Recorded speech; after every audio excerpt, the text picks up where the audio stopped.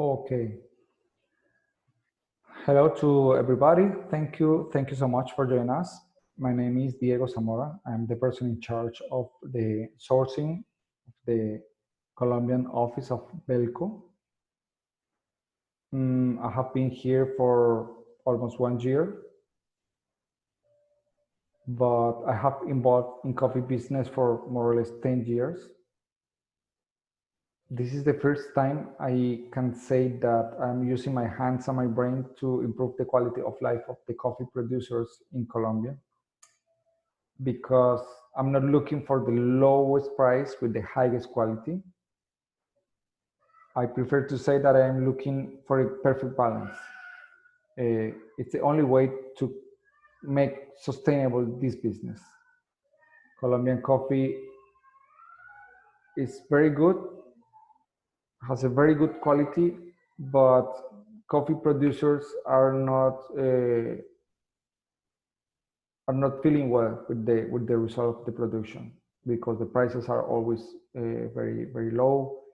If the prices are high, then they have a disease or something like that. So it's not so easy to keep a coffee business in Colombia. The only way is to get a perfect balance between the quality and the price.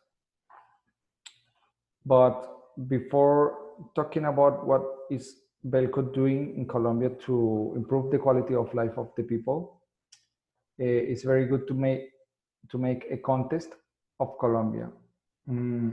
Colombia is located in South America, has a surface of more than 1 million of square kilometers, with a population of more than 45 million people.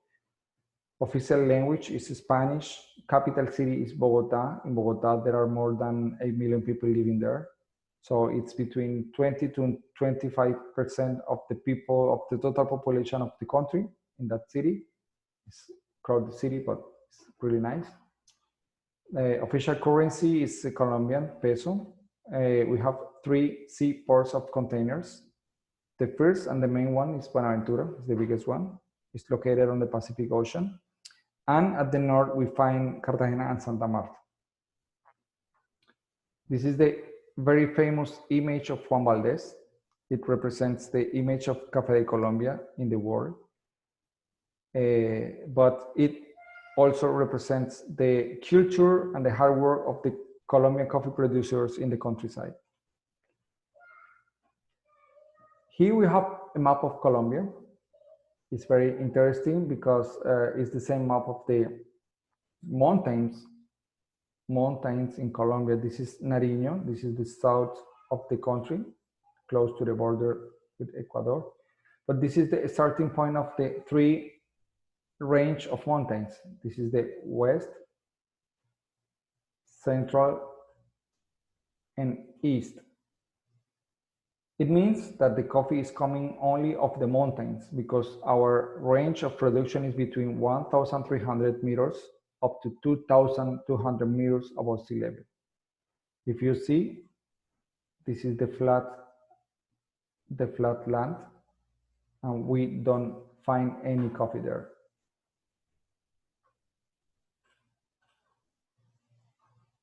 We have some important data here. Is 100% of our production is Arabica. We have different varietals, but mainly they are divided into 2 groups. The first group is resistant varietals, and the second group is non-resistant varietals. Resistant varietals to coffee rust, the famous Roya, the very aggressive fungus that attacks the coffee leaves and can damage the production of 1, 2, or 3 years. So in the first group of resistant varietals, we find Senicafe, Castillo, Colombia, and Tavi. And in the second group of non-resistant varietals, we find Caturra, Típica, Maragogipe, Bourbon, Mocha, Geisha, others. 70% of our production is based on resistant varietals, mainly Castillo, and the remaining one with Caturra, Maragogipe, Bourbon, and others. Here it's very important to say that National Federation of Coffee Growers of Colombia, is the very famous FNC, is focusing the research activity in the new varietals in order to get a perfect balance of the productivity and the quality. This is because they need to ensure the incomes of the family that depends of the coffee business. The production average of the country is 14 million bags per year. And we find here two very important data. More than 500,000 of families are living of the coffee business. And they plant this coffee in more than more or less 1 million of hectares. If we make a calculation between 1 million of hectares between 570,000 coffee families, we will have a result of no more than 2 hectares per family. It means that in Colombia, the coffee is produced by small farmers. Okay, we will see here, we will see the square with the information that the coffee is mainly small producers, small coffee producers. Here we find that 89% of the coffee families owns up to 3 hectares per family. And 0.5% of the producers in Colombia have more than 20 hectares. In Colombia, more than 20 hectares is considered as a big producer. So if we see the result, the average size of coffee farms is 1.5 hectares per family. It's very small. But one concerning data is that the average age of the coffee producer is more than 50 years. So it's a old coffee people in charge of the coffee farms. Why? Because young people are moving to the cities to study, to get formal jobs. It's very difficult to see that the young people is coming back to the farms because coffee is not considered as a profitable business because it's not sustainable. It's the same. We want the lowest price with the highest quality. So this is not profitable. This is not sustainable. So the young people prefer to move to the cities to get good degrees and to try to get a good jobs instead of going back to the farms. But this is a very interesting point because Colombia is the 3rd producer of coffee in the world and the 2nd producer of Arabica coffee in the world. But the people are not happy. They are not big producers. And they are very sensible to the changes in the prices because the cost of the production in Colombia is very high. If we see in this map, the coffee is coming off the mountains and it's very difficult to put a machine to make a mechanical picking. You only can pick the production of the coffee with people and the cost is very high. So the production, the cost of the production of 1 bag of coffee is very high in Colombia.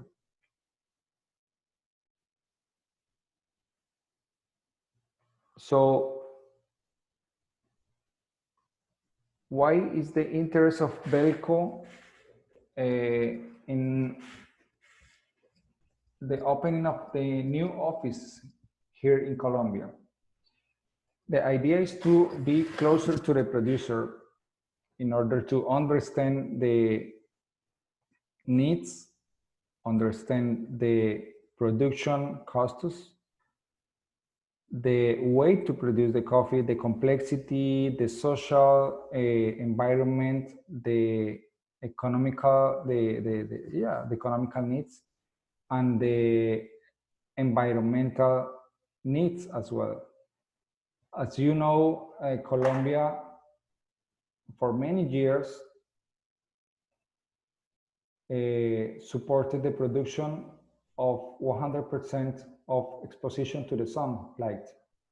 So the idea was to cut the shadow, to cut the trees, because the idea was to expose the coffee trees to the sun in order to get a good productivity. But the main damage of that strategy is to the soil, because the exposition of the soil directly to the sun is very negative, has a very negative impact in the coffee production in the long term.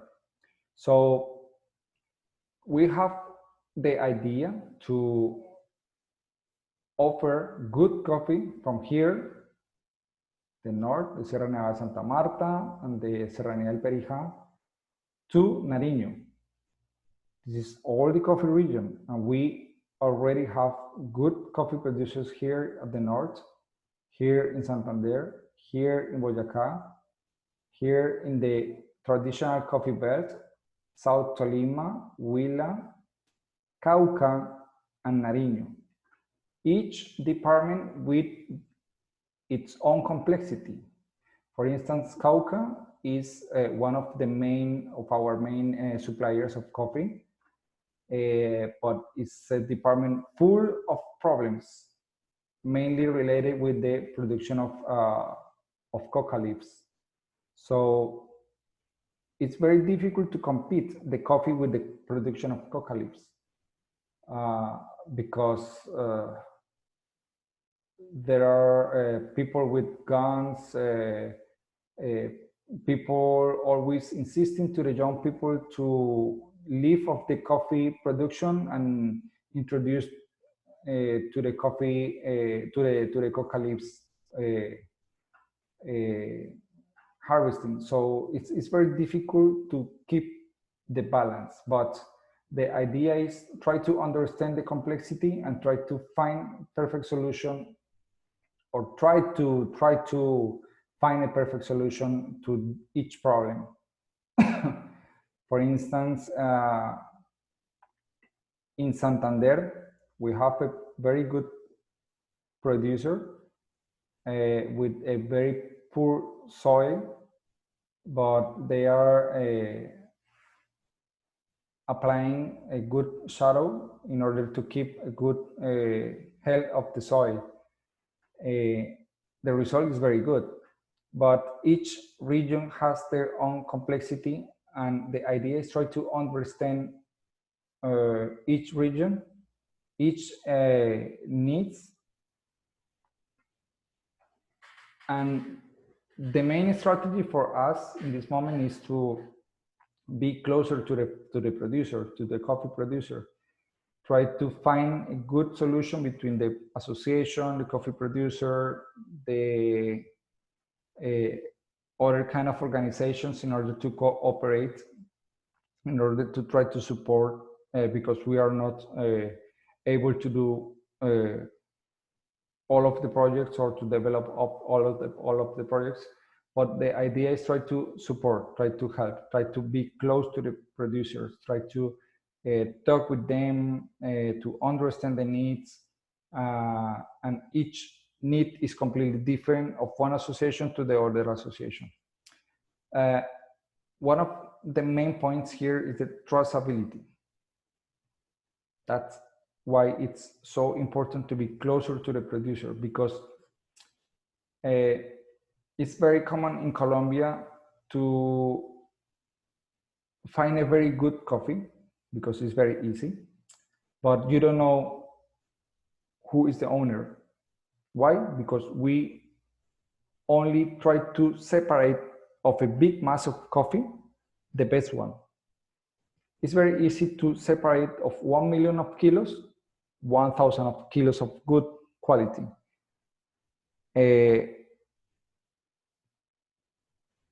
Once you have this coffee separated, you present as a good coffee of each of any farm. So the concept of traceability here is not so clear. It's just taking picture of farms and saying that the producer uses this technique or uses this kind of fermentation to produce a very good coffee, but at the end you don't know if the coffee is coming from that farm or not. It's because it's very common in Colombia to separate the best coffee of a big mass of coffee. The idea of Belco here is completely different. Is try to understand why the producer is not able to produce a good coffee. It's because they don't have the machines, it's because they don't have the soil, it's because they don't have the perfect distribution of the plants in the countryside. It's because they don't use in a perfect way the water or perfect way the drying, because it's very common in Colombia to get a bad drying process. And to try to apply an alternative in order to get a good quality. It has a cost, okay, it has a cost, and we are willing to pay for that. But at the same time, we need to get a good quality. This is part of the challenge, and this is part of the strategy, is remain closer to the producer in order to get good quality and pay for the extra exercise they are doing in the farms. In order to keep a good traceability, in order to know the producer, in order to develop a feeling of confidence, because this is the only way to make sustainable this business. There are many challenges, there are many points. We can make many mistakes, but at least we are doing something that is completely different in the coffee industry, that is being close to the coffee producer.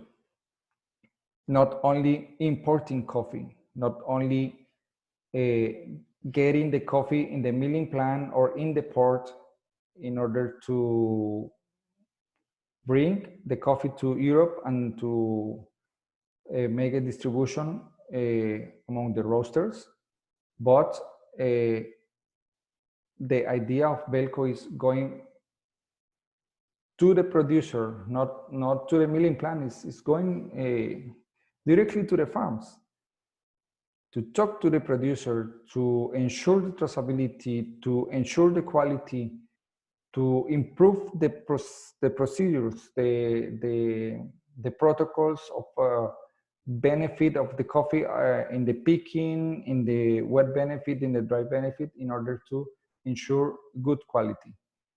And try to move this exactly the same coffee to the milling plant, in the milling plant to the port, and the port to our warehouses in Europe. So the idea is try to understand what's the complexity of the regions and try to develop each solution for each problem. Develop a relationship or a feeling of confidence in the long term and pay fair prices for that coffee. This is not so easy, but this is our job here. Thank you so much for joining us. If you have questions, please send the questions by mail or the